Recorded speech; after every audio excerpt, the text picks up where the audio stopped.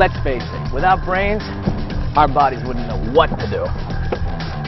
And more than ever, we let technology do the thinking for us. Please drive to highlighted road. Thanks. Yeah, I mean, I don't know what I would do without modern technology. But without me, would a machine be just a hunk of metal? Or are brains, bodies, and machines inextricably linked? I'm Jennifer Pulley. And I'm Johnny Alonzo. In this episode of NASA 360, we're going to explore the connection between the body, the mind, and machine.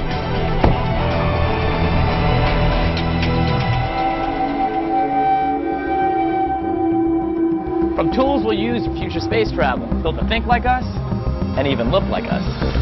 Two very real applications we need right now, right here on Earth. But first, mind and machine merge in the virtual reality of the International Space Station.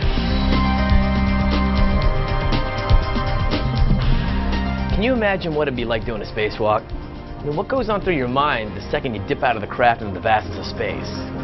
Awe? Fear? Total amazement? Yeah, definitely all of the above. But how do astronauts prepare for such an experience like that? Follow me. Well, for one thing, they swap stories. But they also pay a visit to this guy, Dave Homan, here at the Virtual Reality Lab at Johnson Space Center. How are you? Good, how you doing? Good to see you. Glad to see you. So, astronauts do some training here, right? They do their training here. This is a virtual reality facility.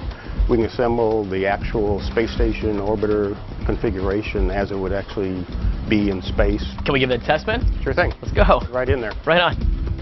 Yeah, that's gonna be me, right? I wish it was in basic black. I'm still gonna throw up. We just shampooed the carpets last night.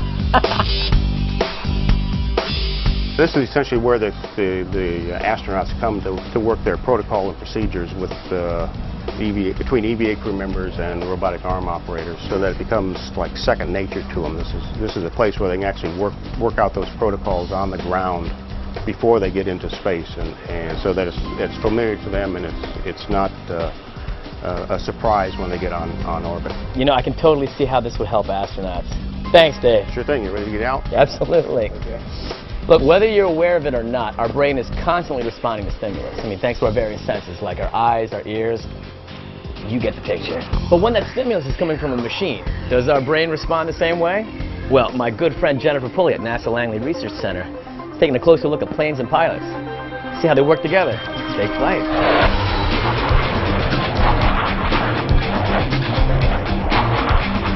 One of the finest examples in history of how humans have used their minds to build machines to take their body places is aviation.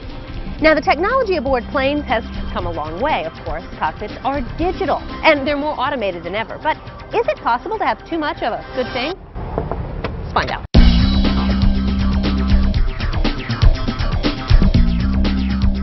This is a 757 cockpit. You have all the head-down information you would typically have. We have something here called a head-up display that I'm going to show you if you'd like. If you'd like to fly, I can show you a new technology we've been working on. Would I like to fly? Would I like to fly? Yes!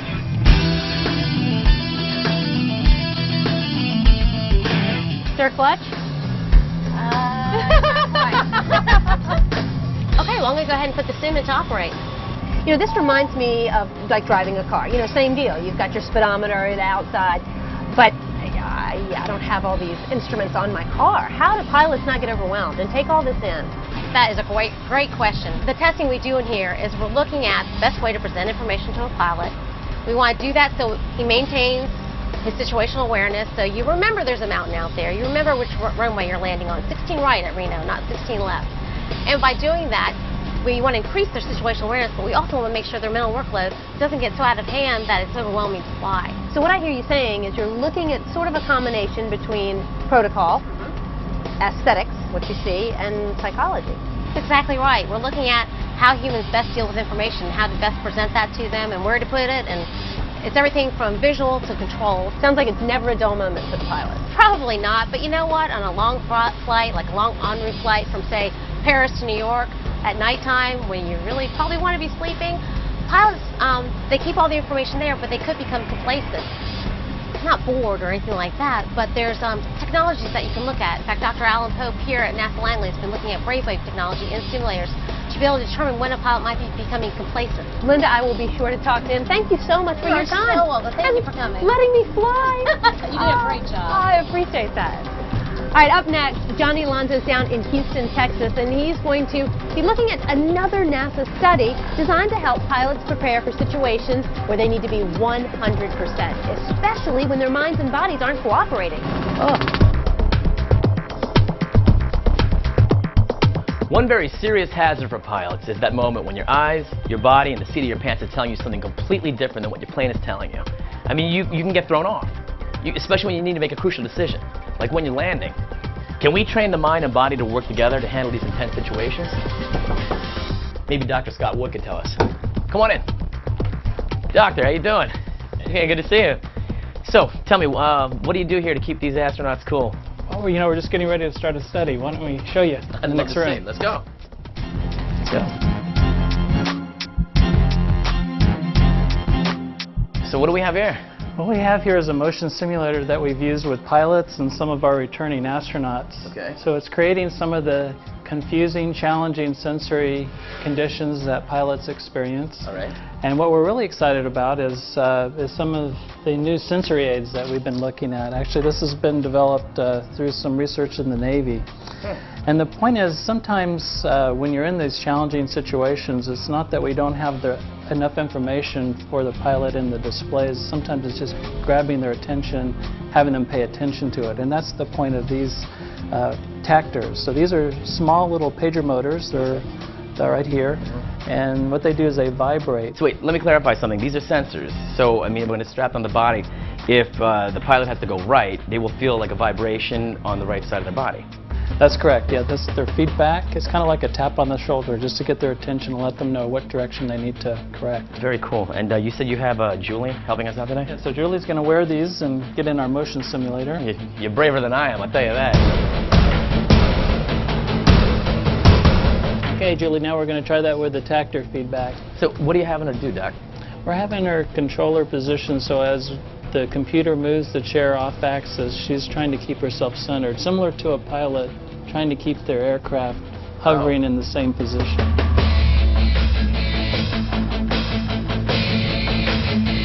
I am so glad that's not me. Look, don't go anywhere. When NASA 360 returns, we're going to take a closer look at your brain.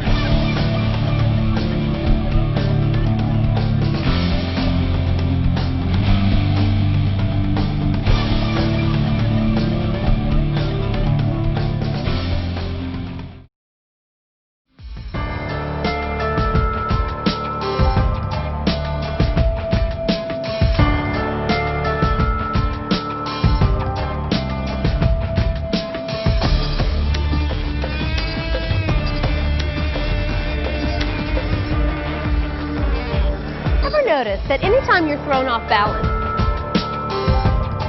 the first thing you want to do is to get some solid footing. Well, your feet know where to go because you know which way is up and you know which way is down. You can do that because of something called the vestibular system. Now that's the system that sends signals from the inner ears to the eyes to the muscles that keep us upright. Most of the time the vestibular system does its thing without us ever having to consciously think about it. But guess what? In space, in the free fall of microgravity, there is no up and there is no down. And that throws the vestibular system way off. In fact, it makes some people physically ill. It's a little something that folks here at NASA call space motion sickness. But researchers think with a little training, astronauts can actually use their minds to overcome their body's desire to, well, you know. It's true. Space motion sickness causes problems, but NASA is now working on additional training for astronauts before they fly, and this is where that'll happen. This is Deborah Harm, and she's working on ways to prevent space motion sickness. How are you? Good, how are you? Good, Nice good to meet see you. My pleasure. What do you call this thing? Its official name is DOME, which is an acronym for Device for Orientation and Motion Environments. Okay. But most people just think of it as a big virtual reality training system. Cool. And we're getting ready to test someone. Would you like to come in and see? Sure, let's check it out. But I hope I don't get sick. Wow, wow. This is neat. Full immersion virtual environment system. Totally. When does space sickness often occur? On the way to space or throughout the mission? It doesn't occur throughout the mission. The biggest time for space motion sickness is in the first 24 to 72 hours on orbit, and then again upon return from spaceflight. Oh. So, and any time you change the gravity conditions, there's likely to be some motion sickness.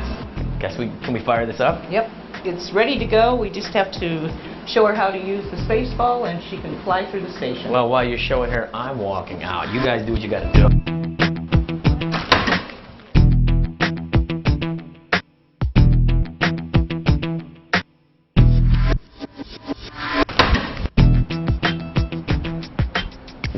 Deborah, that was awesome. Thank you so much for everything. You're welcome. It was my pleasure.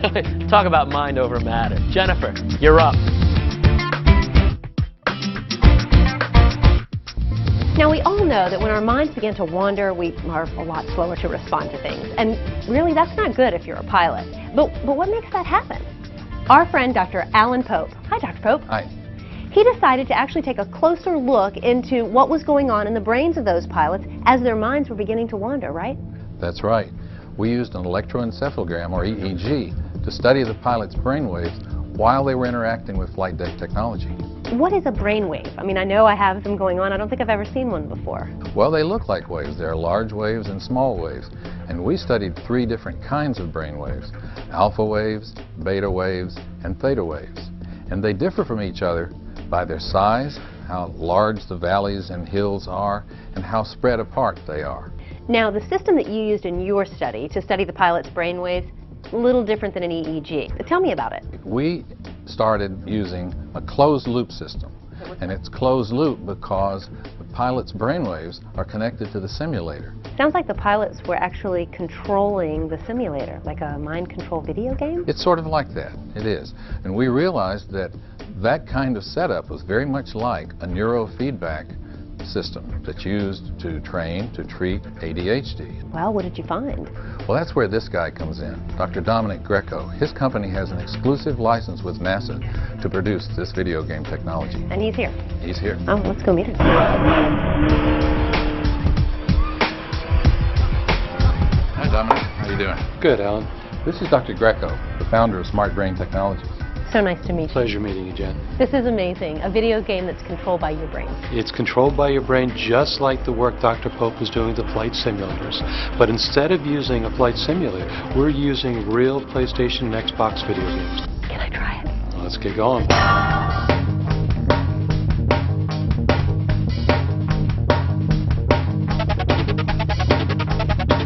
You're getting lots of feedback from your brain activity. Yeah, this vibration that I feel. What is that? Vibration is saying that you're becoming a bit too anxious and you need to relax and calm down. Now, why does this help kids with ADHD? And I'm thinking I might have ADHD, Dr. Greco. As we measure that activity, we feed it through the neurofeedback device and it sends a signal to the game controller. Okay. So the only way you can be competitive in the game and do a good job is by producing the right kind of brain activity. Oh, see, that's cool. Finish!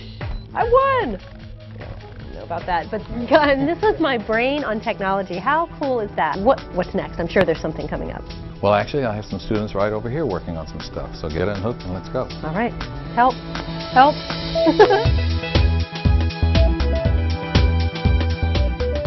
Here's some of my students who are working on the next generation of neurofeedback video game with an educational component.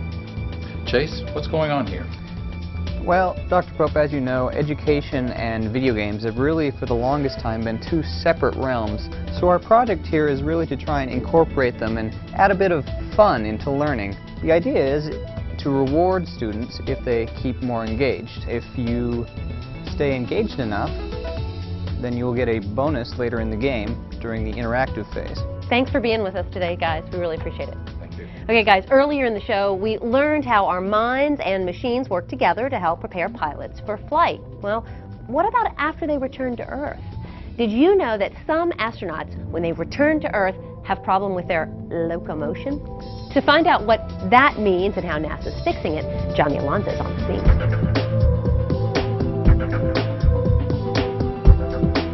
Okay, so we know our vestibular system is what keeps us upright and balanced here on Earth.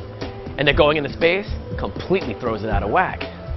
But did you know that when you return from space, your vestibular system stays out of whack for up to a few weeks? Well, we can't have astronauts stumbling all over the place. So guys like Dr. Jacob Bloomberg here have devised training techniques to help astronauts readjust to Earth. How you doing, Doc? How are you? Good to see you. Why do astronauts have such a hard time readapting to Earth? Well, the human brain is remarkably adaptable and adapts to the zero-G environment of space. The downside of that is when you return back to Earth, you need to readapt to the Earth environment. And that can even take up to several weeks at a time. Wow. So, Doctor, tell me exactly what's going on here. Well, during this training, subjects walk here on the treadmill, and while they're walking on the treadmill, you can see that the visual scene moves up and down, and also the walking surface moves up and down too. And what this provides is a balanced challenge while you're walking. And this trains the brain now to become more adaptable to deal with some of these challenges. So you get better at dealing with it over time. This is great for astronauts. What about Earth applications? Well, falling is a real big risk factor for older adults, and we've been using some of this training to train older subjects to become more adaptable, so we think that'll prevent them from falling in the future. So we see some really widespread applications for this type of training. Well, Doctor, this is giving my brain and body a workout. Thank you for everything. Absolutely. Awesome. Listen, stay tuned, because when NASA 360 returns, we're going to take everything you've learned full circle with a look at robotics and bionics.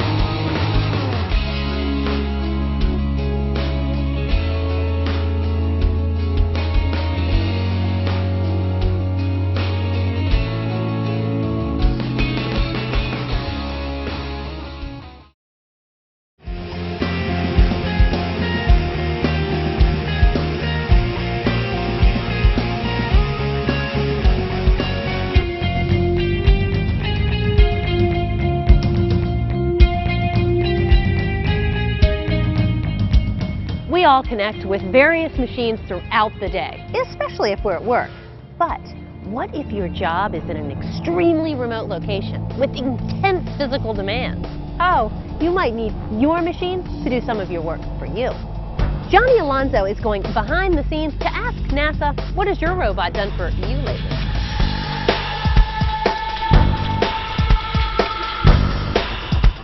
Just getting to space is tough enough. And spacewalking? It's like an extreme sport. That's why sometimes astronauts need a helping hand. Or two. That's why NASA teamed up with DARPA. Together they're working on Robonaut, a humanoid robot that's going to work alongside astronauts in the extreme space. How cool is that? Come on, let's go see what they're doing.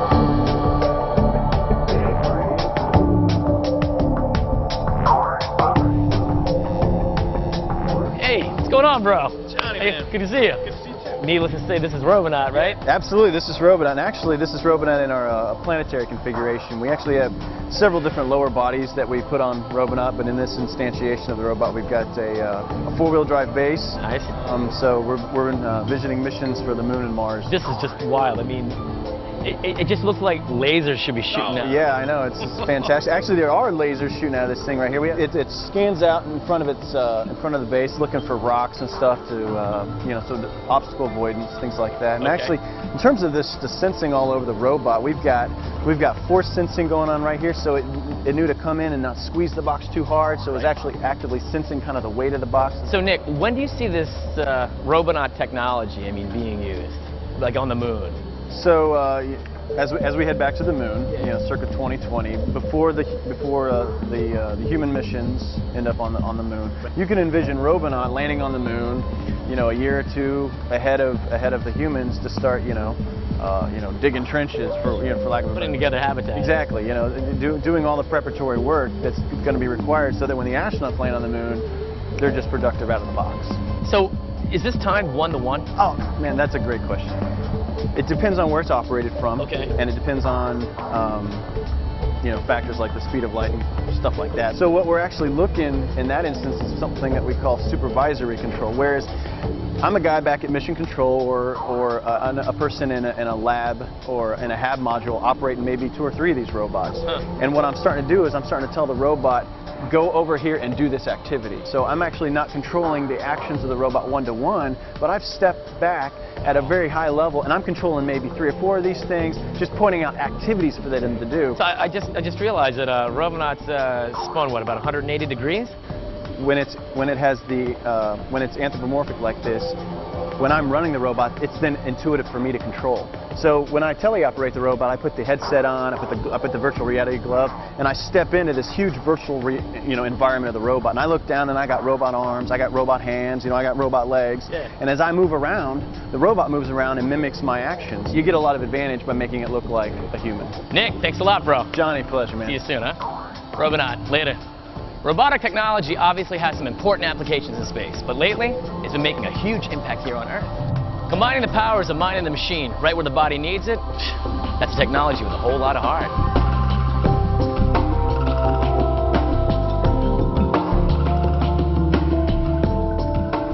So, what do you get when you combine the revolutionary advancements in robotic arms and hands, like Robonaut has, with the neurofeedback technology that's helping kids with ADHD? Only the most amazing connection between mind, body, and machine. Bionic prosthetics. You heard me right. I'm talking about prosthetic hands and arms that are controlled by the mind. Jesse Sullivan has the first ever prototype. Just by thinking about it, he can remove a credit card from his pocket. He can stack cups using sensory feedback. The prosthetics can even improve his gait when the limbs are in the free swing mode. This is a culmination of decades worth of research by experts all over the country, and all brought together in just a few years for DARPA's revolutionizing prosthetics program, an idea born from the desire to help soldiers returning from war with the loss of limbs. Each element of the bionic prosthetic required a team of experts. Some perfected the control and dexterity of the mechanics.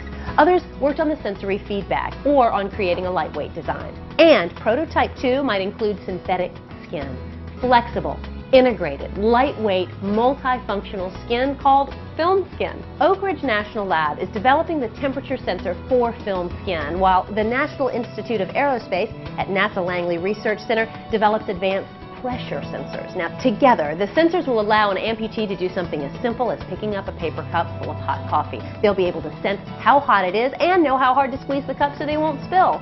Sounds simple? What were you expecting? Superhuman strength?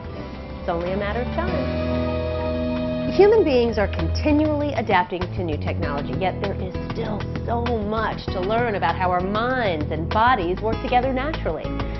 So, how deep will the relationship between mind, body, and machine go? Who's to say? A little human ingenuity goes a long way, and machines will no doubt join us in our endeavors, whether it's exploring new worlds or working to make our own a little bit better. For Johnny Alonso, I'm Jennifer Pulley. Thanks for watching NASA 360.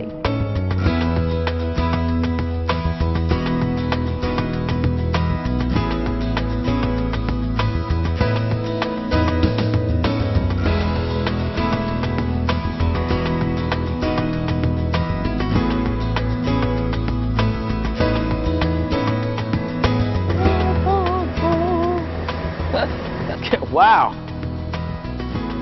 Am I a spaz or what? Is this working out? The limbs are in the free swing mode. Ooh. Looks like a brother of an ex-girlfriend that I dated a long time ago, so yeah, kind of agree with you. God. After they've gotten back from space. Back to you with Chip. Oh, again? Okay. How does Robonaut dance? Well, I mean, we've actually programmed the YMCA. You did? Can you show? Yeah, I mean, it's just, just... But it wouldn't be like, kind of like... It'd be kind of the YMCA. Or, oh my God, this camera's rolling!